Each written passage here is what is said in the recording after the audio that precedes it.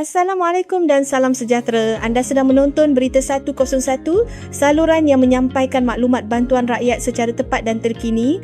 Ramai penerima mungkin belum sedar bahawa hujung minggu hadapan, bayaran SARA bulanan bagi bulan kedua tahun 2026 akan mula dikreditkan ke dalam MyKad penerima yang layak.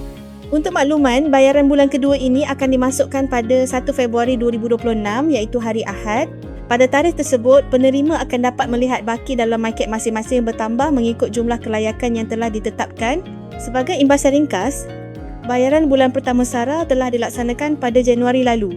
Bagi kategori isi rumah dan warga emas tanpa pasangan, bayaran pertama diterima pada 9 Januari 2026, manakala kategori bujang berumur 21 hingga 59 tahun pula mula menerima pada 16 Januari 2026.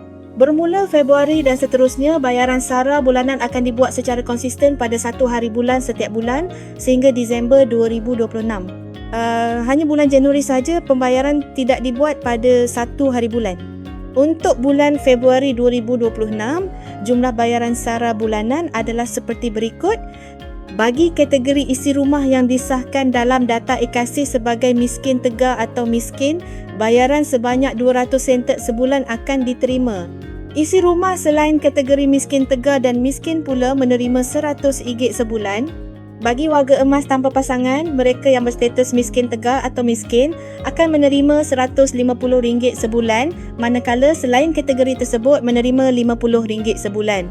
Untuk kategori bujang dalam data IKASI yang disahkan sebagai miskin tegar atau miskin, bayaran adalah sebanyak RM100 sebulan. Manakala bujang selain kategori tersebut menerima RM50 sebulan, bayaran ini termasuklah untuk bulan kedua yang akan dikreditkan pada 1 Februari 2026. Perlu diingatkan, sekiranya anda masih mempunyai baki dalam MyKad ketika ini, baki tersebut tidak akan luput dan tidak perlu dihabiskan segera. Semua baki sedia ada akan dibawa ke bulan seterusnya dan ditambah dengan bayaran baharu. Kerajaan tidak akan menarik balik baki tersebut asalkan ia digunakan sebelum 31 Disember 2026. Untuk semakan kelayakan dan baki terkini SARA, penerima boleh membuat semakan melalui laman rasmi sara.gov.my atau aplikasi MyKasih. Cara paling mudah adalah melalui laman web hanya dengan memasukkan nombor MyKad untuk melihat status kelayakan, tarikh program dan baki terkumpul semasa. Selain itu, ingin diingatkan bahawa pada 9 Februari 2026, kerajaan juga akan menyalurkan penghargaan SARA sebanyak RM100 secara one-off. Bayaran penghargaan ini diberikan kepada semua rakyat Malaysia berumur 18 tahun dan ke atas tanpa mengira sama ada mereka layak atau tidak menerima SARA bulanan.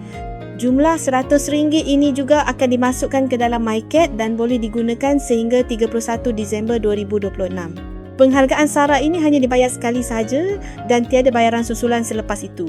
Namun begitu, penerima tidak perlu tergesa-gesa menggunakannya kerana baki boleh disimpan dan digunakan pada bila-bila masa sebelum tarikh tamat.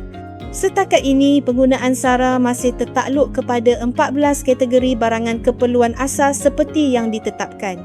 Terdapat perbincangan awal mengenai kemungkinan penambahan kategori buah-buahan dan sayur-sayuran, namun perkara ini masih dalam kajian dan belum dimuktamadkan oleh pihak kerajaan.